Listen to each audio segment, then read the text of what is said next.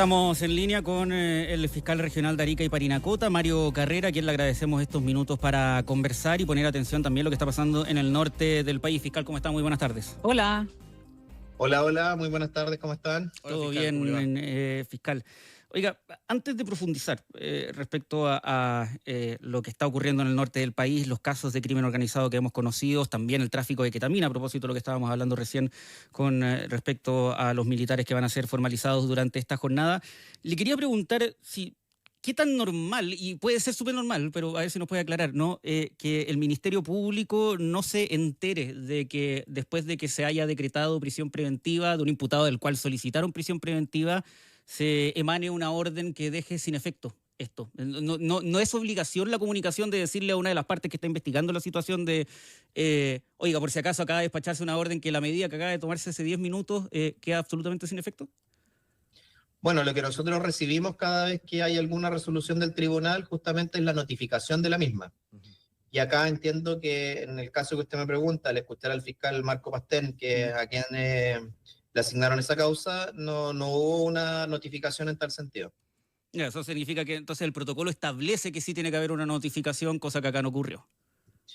De cualquier resolución, de hecho nosotros tenemos nuestra bandeja de correos, imagínense por la cantidad de causas que llevamos, con muchísimas resoluciones cada vez, y el desafío a veces para nosotros es tratar de buscar los mecanismos para poder discriminar cuáles son más relevantes o no respecto de otras que quizás no lo sean.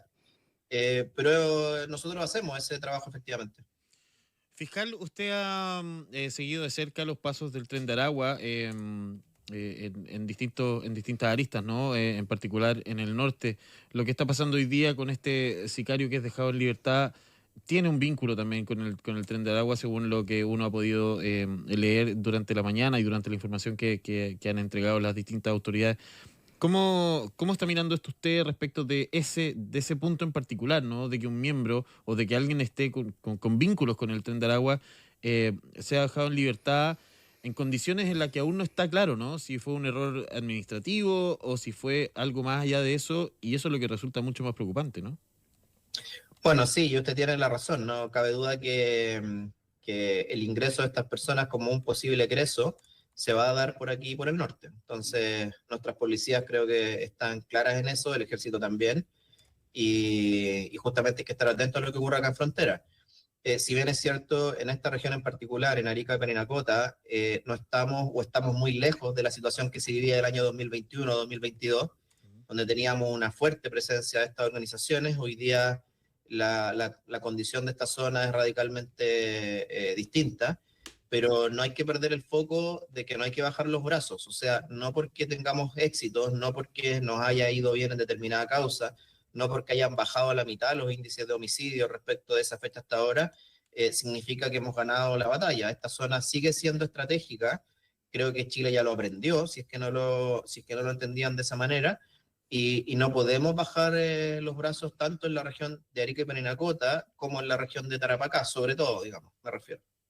Fiscal, respecto de este mismo tema, ¿ha tenido comunicación con la Fiscalía Nacional respecto de, o con las policías respecto de estar atentos a la posible salida de este individuo que ya está en libertad y que no se descarta entonces que salga del país y por el norte podría ser una opción? ¿Usted ya ha tenido alguna comunicación con el Fiscal Nacional, con las policías? Cada vez que hay alguna libertad como esta, las policías y el ejército son las que se activan en estas materias. Así que yo hace pocos minutos vengo saliendo de una reunión donde efectivamente es parte de lo que se trata. Ahora, en referente a cuáles son las formas que tenemos para responder de esto, evidentemente no se pueden decir o hablar por medios de comunicación como este. Pero pierda cuidado de que estamos absolutamente activos en esta zona porque es la zona por la cual se ingresa, pero también es la zona por la cual se huye. Eso es bien importante lo que usted señala, ¿no? A propósito de la pregunta de Yerko. Ahora, usted dice que ha bajado y ha cambiado la presencia de estas bandas e incluso la cantidad de homicidios en el último tiempo en la región. ¿Eso se ha trasladado a otro sector o ha sido un trabajo exclusivamente enfocado en la región de Arica y Parinacota?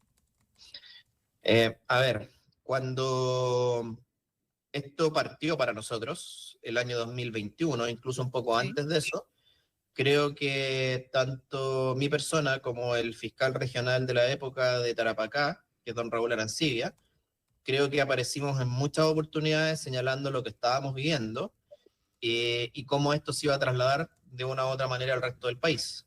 Ya.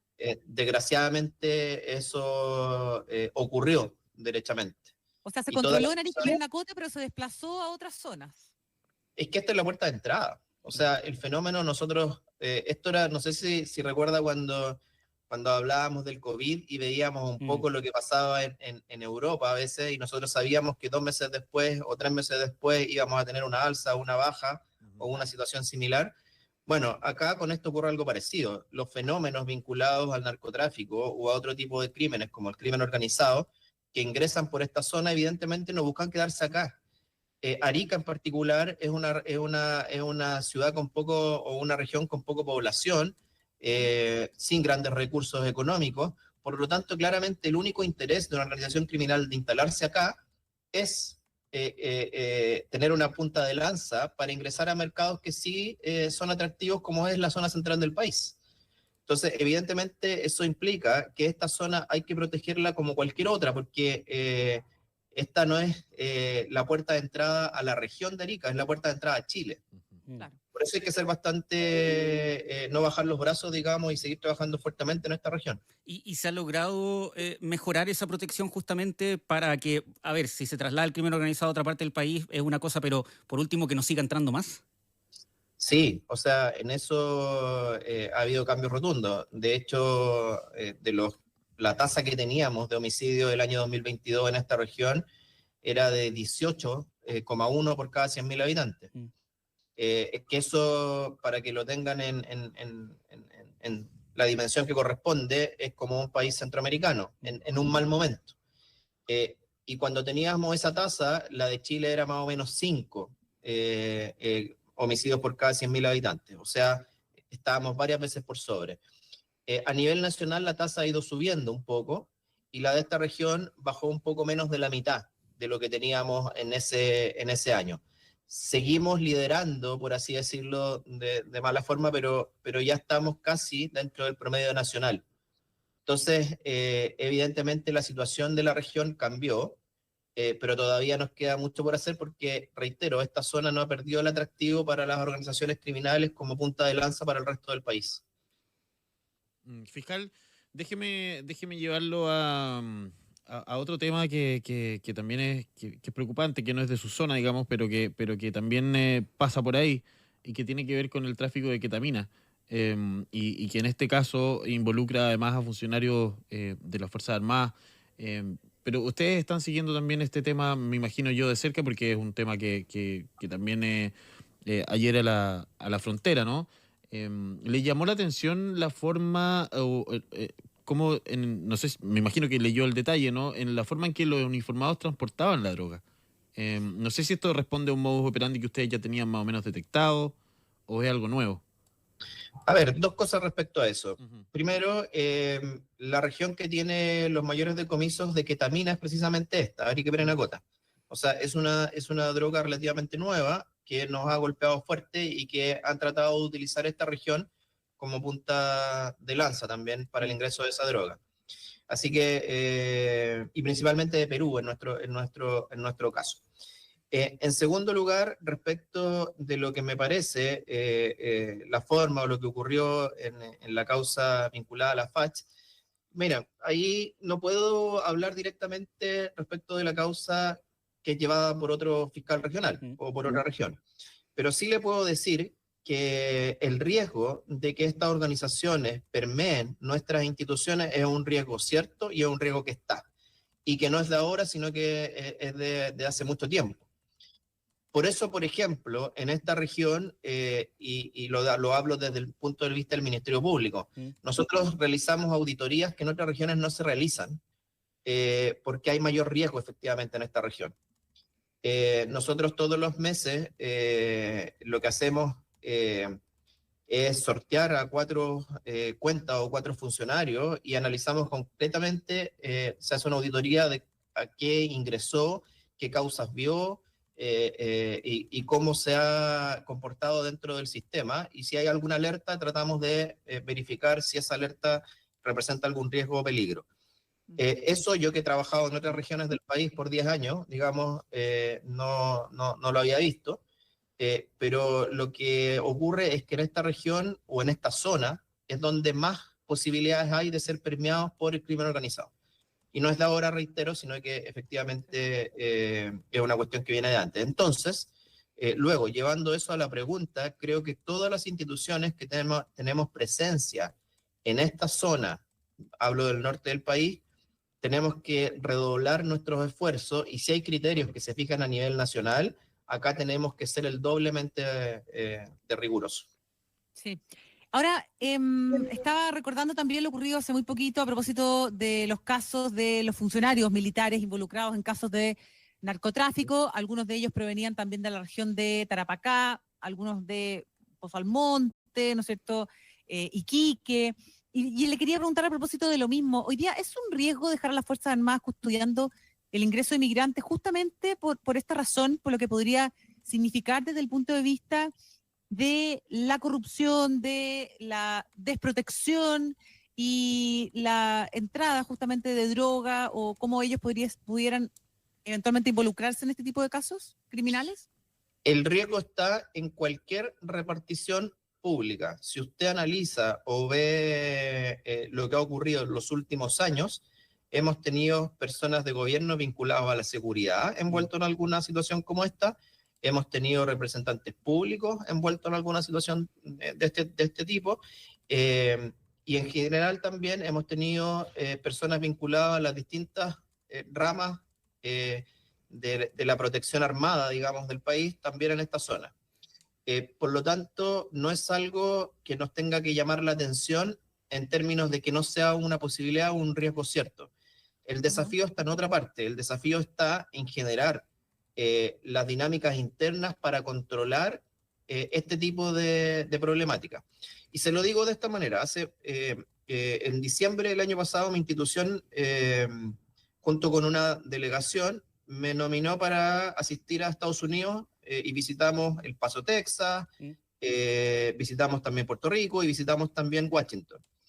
Y lo que más me llamó la atención, porque esto, reitero, no es algo nuevo y era un poco lo que yo les preguntaba ya, ¿cómo lo hacen ustedes para que esto no ocurra? Ellos parten de la base de que el riesgo está dentro. Y tienen prácticas muy interesantes que creo que deberíamos mirar más de cerca. Todos los años, a cada uno de los funcionarios, por ejemplo, de FBI, de DEA o de alguna de las otras instituciones, se les realiza un informe y tienen que prestar una declaración ante una comisión que les pregunta desde temas de salud hasta temas vinculados a sus relaciones sentimentales o de matrimonio o de otras. Es una entrevista bastante extensa que se les realiza e incluso se ocupa el polígrafo en ese tipo de entrevistas. Y con eso genera un informe y si hay banderas rojas, este informe va un poco más allá y si no, simplemente es un trámite que deben realizar anualmente. Entonces, así como algunas instituciones tienen un test físico, por ejemplo, para certificarse año a año, bueno, ellos no solamente tienen un test físico, sino que también este informe de carácter, digamos, vinculado a la probidad. Entonces, me parece que tenemos que mirar ese tipo de prácticas, porque no solamente basta con preocuparse que el funcionario al cual hacemos ingresar a un servicio público tenga este estudio al momento de que ingresa, sino que tiene que ser algo que se renueve periódicamente. Porque a veces, efectivamente, esa persona de una u otra manera puede tener riesgo en su vida para ser cooptado por este tipo de organizaciones. Pensemos en alguna enfermedad de salud de algún familiar, pensemos en algún tema vinculado a problemas de carácter económico. Puede que ciertas situaciones nos eleven o nos levanten ciertas banderas rojas para decir, ojo, acá puede haber una persona vinculada a un servicio público que esté, ¿cierto?, expuesto a algún tipo de organización criminal. Entonces, ahí creo que donde tenemos que avanzar un poco en verificar estos temas internos al interior de las instituciones públicas. Oiga, fiscal, por último, bueno, y por suerte se resolvió después de algunos días de incertidumbre rápido el tema de la disputa de competencias, ¿no? Pero no es de toda lógica que este tipo de casos, cuando ocurren, por ejemplo, en las Fuerzas Armadas, no sean llevados solo por la justicia militar, entendiendo que, como bien usted apunta, las instituciones no se permean en un vacío, sino que son parte de algo más, ¿no? Puede haber una red, pueden haber otras instituciones vinculadas, no solamente circunscritas al servicio militar. Bueno, si usted analiza lo que resolvió la Corte Suprema a propósito del caso Concripto que lleva esta región de Arica y Parinacota, la verdad es que cualquiera que hubiese leído ese fallo hubiese tenido absoluta claridad que la causa por la cual usted me pregunta tendría que haber quedado radicada desde el minuto 1, sin ni siquiera haber habido algún tipo de duda en el Ministerio Público. Y por lo tanto, ni siquiera se debió haber llamado cuando se encontró estos elementos a la Fiscalía de Aviación, sino que debió haberse llamado inmediatamente al Ministerio Público, como lo hizo el Ejército, por cierto, en la otra causa que usted me menciona con anterioridad a propósito de los detenidos en esa misma región. Entonces creo que ya la jurisprudencia de la Corte Suprema es clara y son cuestiones que ya no deberían ni siquiera cuestionarse. Mario Carrera, fiscal regional de Arica y Parinacota, le queremos agradecer mucho estos minutos por haber conversado con nosotros. Que sea un buen resto de día martes. Muchas gracias, fiscal, que le vaya muy bien, ¿ah? Muchas gracias, fiscal. Bueno, Muy bien. gracias a ustedes por la preocupación y por el llamado. Que estén muy bien. Estamos hablando como siempre. Nos tenemos que ir a